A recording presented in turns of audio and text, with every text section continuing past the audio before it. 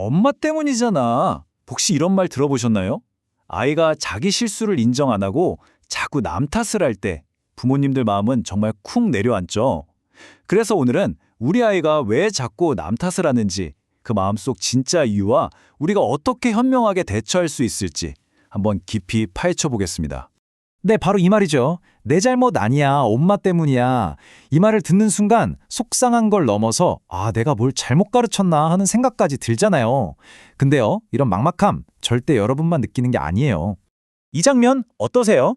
왠지 모르게 익숙하게 느껴지시죠?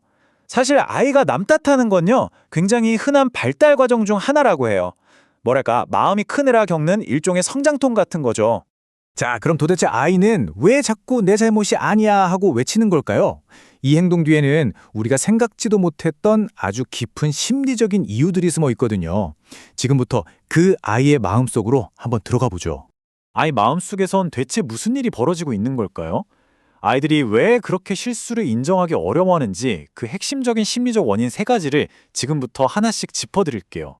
첫 번째는 바로 투사라는 건데요. 쉽게 말해 뜨거운 감자 같은 거예요. 내 실수를 인정하는 게 너무 뜨겁고 불편하니까 이걸 다른 사람한테 휙 던져버리는 거죠. 예를 들면 아이가 물을 쏟아놓고 엄마가 컵을 여기 둬서 그렇잖아 하는 거예요. 바로 이게 자신의 불편한 감정을 남에게 떠넘기는 마음의 방어막, 투사입니다. 두 번째는 이중잣대예요. 딱 들어도 아시겠죠? 흔히 말하는 내로남불 같은 거예요. 내가 동생 장난감 뺏는 건 괜찮은데 동생이 내 거 만지는 건 절대 안 돼. 이런 식으로 자기한테만 유리한 규칙을 만드는 거죠. 자신한테는 한없이 너그럽고 남한테는 아주 엄격한 거예요. 그리고 마지막 원인은 의존 욕구입니다. 아이들 마음속엔 여전히 우리 엄마 아빠는 뭐든지 다 해결해주는 슈퍼맨이라는 믿음이 있거든요. 그러니까 자기가 직접 책임지기보다는 엄마가 좀 해결해줘 하는 신호를 남 탓으로 보내는 거예요.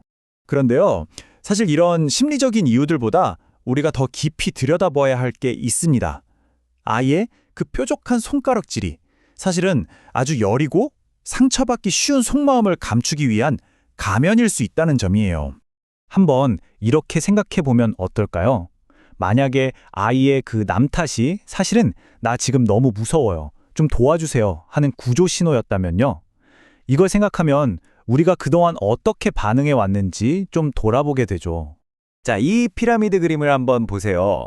우리가 보는 아이의 남 탓은요, 정말 이 피라미드의 맨 꼭대기, 아주 작은 일부에 불과해요. 그 밑에는 우리가 미처 보지 못했던 진짜 감정들이 이렇게 층층이 숨겨져 있습니다. 맨 위, 그러니까 겉으로 보이는 행동은 바로 자기 자신을 보호하려는 행동이에요. 아이의 자존감은 아직 두부처럼 좀 연약하잖아요.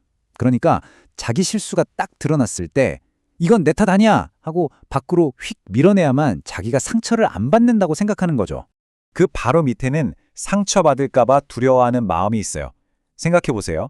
예전에 실수했다가 엄청 혼나거나 친구들 앞에서 창피당한 경험이 있다면 그 기억이 얼마나 아프겠어요. 그러니까 남 탓이라는 아주 단단한 방어벽을 세워서 다시는 그런 아픔을 겪고 싶지 않은 거예요. 그리고 이 모든 것의 가장 깊은 곳, 피라미드의 맨 바닥에는 바로 평가에 대한 두려움이 있습니다. 이게 진짜 핵심이에요. 내가 실수하면 엄마 아빠가 날 더 이상 사랑하지 않으면 어떡하지? 하는 자기 존재 자체에 대한 불안감인 거죠. 아이가 남 탓을 멈출 수 없는 가장 근본적인 이유가 바로 여기에 있는 겁니다. 자, 그럼 이제 아이의 마음속을 들여다봤으니 가장 중요한 걸 알아봐야겠죠? 바로 그래서 우리는 어떻게 해야 할까 하는 겁니다. 지금부터 정말 실용적인 세 가지 상황별 대처법을 알려드릴게요. 핑계의 강도에 따라 우리의 대응도 좀 달라져야 해요. 첫 번째, 아이가 그냥 가볍게 핑계를 댈 때, 이때는 먼저 공감해주는 게 중요해요. 아, 그랬구나, 속상했겠다, 이렇게요.